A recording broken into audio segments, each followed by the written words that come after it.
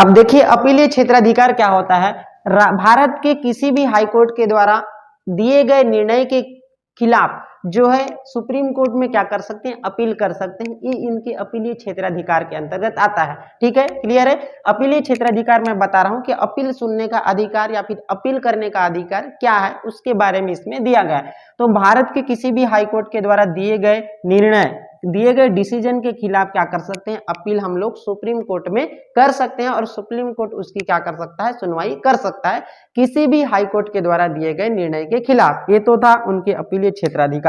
अगला देखते हैं, अगला होता है, अब देखिए ये तो अपीलीय क्षेत्राधिकार, इसी के तहत एक आर्टिकल है, आर्टिकल 132। आप सभी जानते हैं कि आर्टिकल 132 में किस बात का उल्लेख देखने को मिलता है। चलिए समझने का प्रयास करते हैं। आर्टिकल 123, आर्टिकल 132 यानी कि अनुच्छेद 132।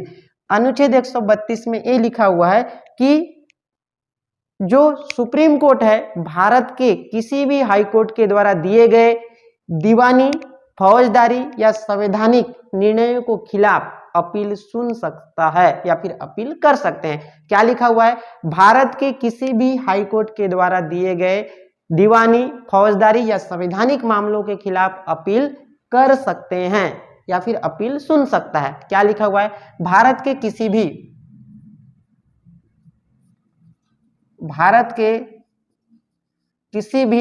हाई कोर्ट के द्वारा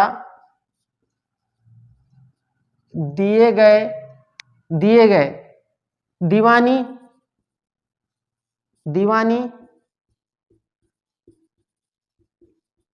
संवैधानिक तथा क्या फौजदारी, जिसको क्या बोलते हैं, क्रिमिनल भी बोलते हैं,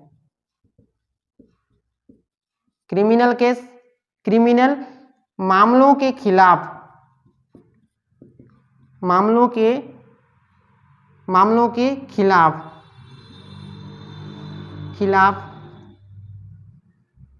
अपील कर सकते हैं।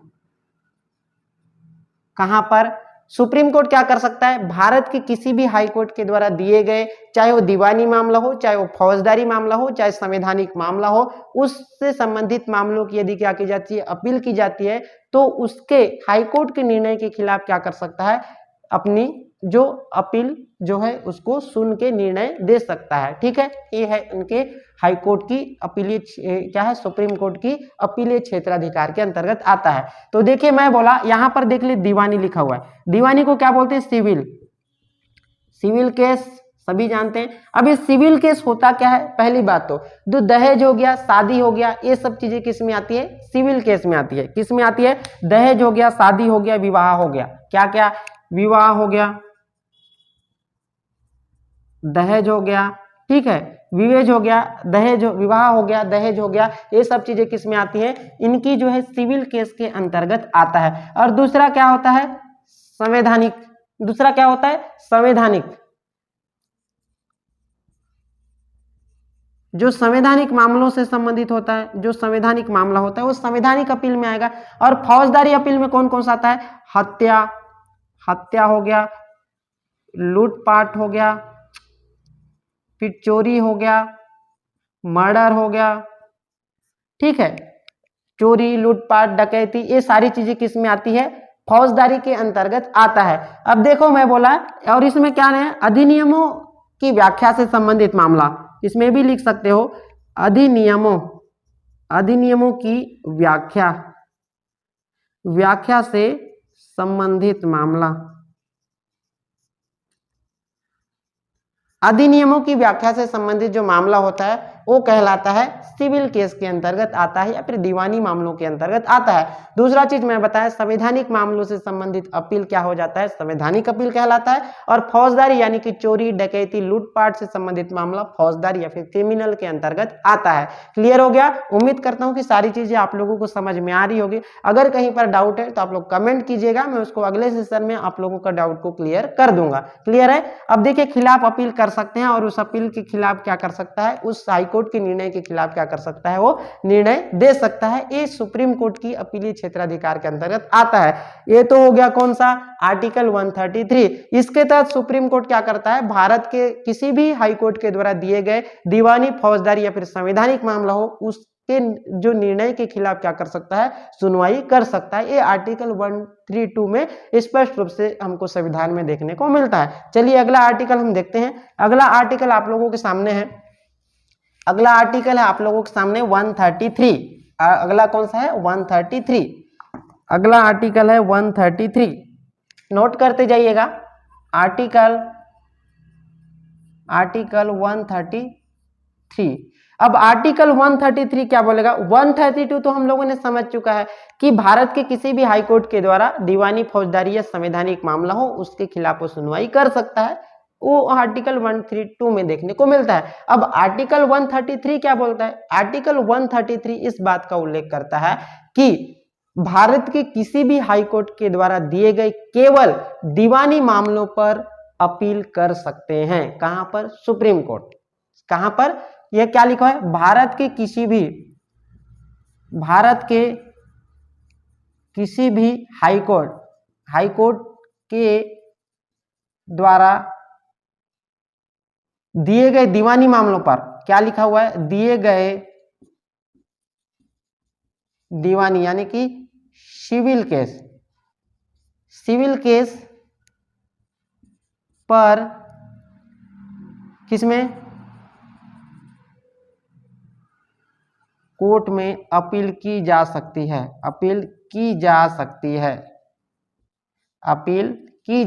है, और उस अपील के खिलाफ निर्णय दे सकता है। ठीक है। आर्टिकल 132 में तो हम देखे थे कि पूरे के पूरे चीज, मतलब भारत के किसी भी हाई कोर्ट के द्वारा दिए गए दीवानी हो, फौजदारी हो या संवैधानिक हो, उसके खिलाफ वो निर्णय दे सकता है। ठीक है। आर्टिकल 132 में देखें। अब आर्टिकल 133 क्या बोलता है, भारत के किसी भी हाई कोर्ट के द्वारा दिए गए केवल दीवानी मामलों, अगर केवल मतलब सिंगल अगर आप लोगों को दीवानी मामलों से संबंधित अपील सुनना है तो आर्टिकल 133 का उपयोग किया जाता है। ठीक है। अब देखिए आर्टिकल 134 किस बात का उल्लेख करता है, समझ गए, केवल अगर दीवानी मामला तो उस समय आर्टिकल 133 आएगा, और दीवानी, फौजदारी या संवैधानिक पूछे तो उस समय आर्टिकल 132 आएगा। क्लियर है। अगला आर्टिकल देख लीजिए। अगला आर्टिकल है 134। अगला आर्टिकल कौन सा है, 134। अब 132 तो बोल दिया कि सभी के सभी दीवानी, फौजदारी या संवैधानिक जो भी हो। आर्टिकल 133 केवल दीवानी। अब आर्टिकल 134 क्या बोल रहा है, आर्टिकल 134 बोल रहा है एज इट इज सेम रहेगा, सिर्फ इसने मामला में कौन सा रहेगा, यहाँ सिविल केस है तो वहां क्रिमिनल केस रहेगा। आर्टिकल 133 बोलता है कि सुप्रीम कोर्ट भारत के किसी भी हाई कोर्ट के द्वारा दिए गए क्रिमिनल केस के खिलाफ क्या कर सकता है, सुनवाई कर सकता है। क्या कर सकता है, किसी भी, सुप्रीम कोर्ट क्या लिखोगे, कोर्ट भारत के किसी भी हाई कोर्ट के द्वारा दिए गए क्रिमिनल केस यानी कि फौजदारी केस के खिलाफ निर्णय दे सकता है। क्लियर है। देखिए आर्टिकल 134 क्या बोलता है, आर्टिकल क्या बोलता है 134, आर्टिकल 134 ए कौन सा हो गया, आर्टिकल 133 हो गया, आर्टिकल 134 हो गया। ठीक है। मतलब सुप्रीम कोर्ट भारत के किसी भी हाई कोर्ट के द्वारा दिए गए क्रिमिनल केस के खिलाफ क्या कर सकता है, निर्णय दे सकता है। ये आर्टिकल 133, आर्टिकल 134 के बारे में मैं आप लोगों को बता दिया। ठीक है। अगला आर्टिकल हम देखते हैं, बहुत इंपॉर्टेंट आर्टिकल है, उसको नोट कीजिए आप लोग, एग्जाम में हमेशा इससे संबंधित प्रश्न हमको देखने को मिलता है। अगला लिख लिया आर्टिकल 136, आर्टिकल 136 लिख लीजिएगा। आर्टिकल 136,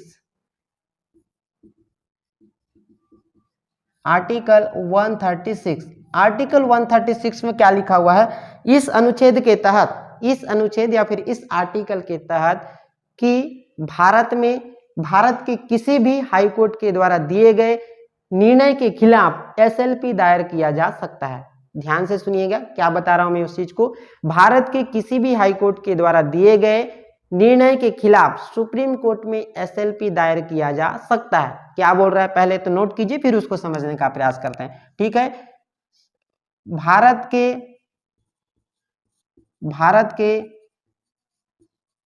किसी भी हाई कोर्ट के द्वारा दिए गए निर्णय के खिलाफ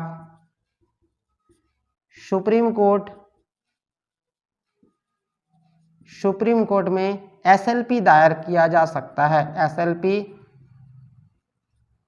एसएलपी दायर की जा सकती है। क्या बता रहा हूं मैं, ध्यान से सुनिए। ठीक है, पहला चीज मैं बताया कि आर्टिकल 130 सब देखिए, आर्टिकल 135 छूट गया। आर्टिकल 135 में लिख लीजिएगा कि सुप्रीम कोर्ट जो है सैन्य न्यायालय के द्वारा दिए गए निर्णय के खिलाफ सुनवाई नहीं कर सकता। क्या नहीं कर सकता? आर्टिकल 136 लिख लीजिएगा, उसको लिख लीजिए, छूट गया है। आर्टिकल 135 छूट गया है। आर्टिकल 135 में लिख लीजिएगा कि सुप्रीम कोर्ट सैन्य न्यायालय के द्वारा दिए गए निर्णय के खिलाफ निर्णय नहीं दे सकता, या फिर सैन्य न्यायालय के द्वारा दिए गए निर्णय के खिलाफ सुप्रीम कोर्ट में अपील नहीं किया जा सकता। ये आर्टिकल 135 है, छूट गया था, उसको आप लोग लिख लीजिएगा। ठीक है, अभी मैं बता रहा हूं आर्टिकल 136। भारत में किसी भी हाई कोर्ट के द्वारा दिए गए निर्णय के खिलाफ सुप्रीम कोर्ट में एसएलपी दायर किया जा सकता है। अब समझते हैं कि एसएलपी क्या होता है। सबसे पहले हम एसएलपी को समझते हैं कि एसएलपी होता क्या है। अगर मैं एसएलपी की बात करूं तो एसएलपी का फुल फॉर्म होता है स्पेशल लीव पिटीशन। क्या होता है?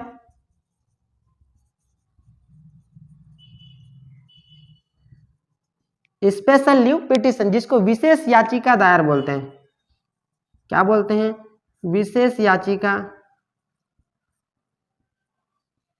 याचिका दायर के नाम से जाना जाता है। ध्यान से सुनिए, बहुत इंपॉर्टेंट चीज मैं बता रहा हूं आप लोगों को। सुप्रीम कोर्ट में क्या की जा सकती है? किसी भी हाई कोर्ट के द्वारा दिए गए निर्णय के खिलाफ एसएलपी दायर किया जा सकता है। अभी एसएलपी क्या होता है, इसको अच्छे ढंग से समझने का प्रयास करते हैं। एसएलपी का मतलब होता है स्पेशल लीव पिटीशन, यानी कि विशेष याचिका दायर। अब विशेष याचिका दायर है तो कहीं ना कहीं जरूरी होगा, है नहीं, कहीं ना कहीं बात इसका उल्लेख किससे? विशेष होगा, विशेष प्रावधानों से जुड़ा है।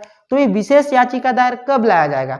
विशेष याचिका दायर तब किया जाएगा जब उसका उत्तर हमको त्वरित चाहिए होगा। जब किसी भी मामलों का निर्णय हमको त्वरित चाहिए होगा, उस मामलों के लिए हम क्या करते हैं? स्पेशल लॉ पिटीशन दायर करते हैं सुप्रीम कोर्ट में। ठीक है, विशेष याचिका कब लाई जाएगी? जब किसी मामलों की सुनवाई त्वरित चाहिए। कब लाया जाएगा? लाया कब जाएगा? देखो कब लाया जाएगा इसको, जब मामलों की सुनवाई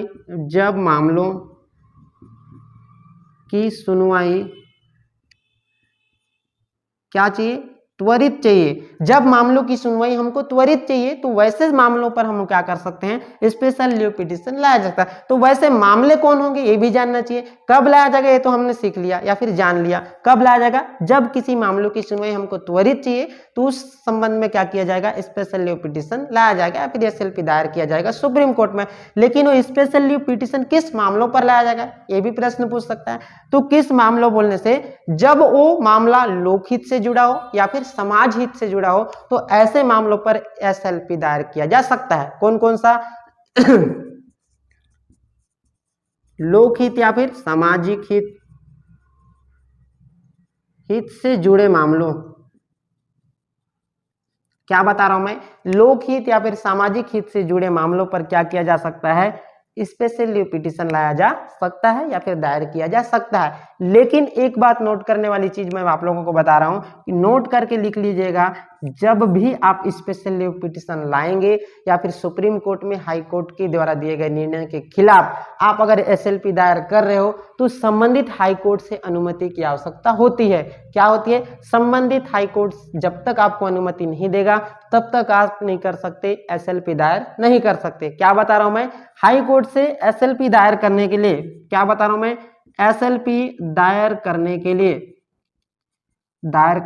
लिए संबंधित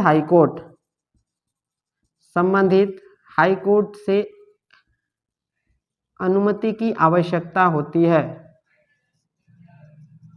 आवश्यकता होती है। संबंधित हाई कोर्ट से क्या क्या आवश्यकता होती है? अनुमति की आवश्यकता होती है। ये तो था स्पेशल लीव पिटीशन। आप लोगों को मैं बहुत अच्छे ढंग से समझाया हूं।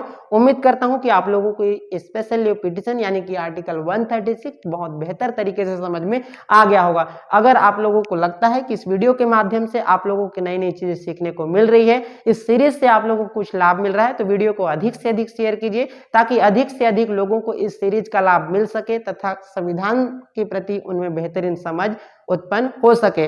तो चलिए आगे की वीडियो में हम और भी जो क्या है सुप्रीम कोर्ट की शक्तियां हैं, पावर ऑफ सुप्रीम कोर्ट, और भी इनकी शक्तियां हैं, उसको आगे की वीडियो में चर्चा करेंगे। आज के वीडियो में इतना ही, मिलते हैं अगली क्लास में। Thank you.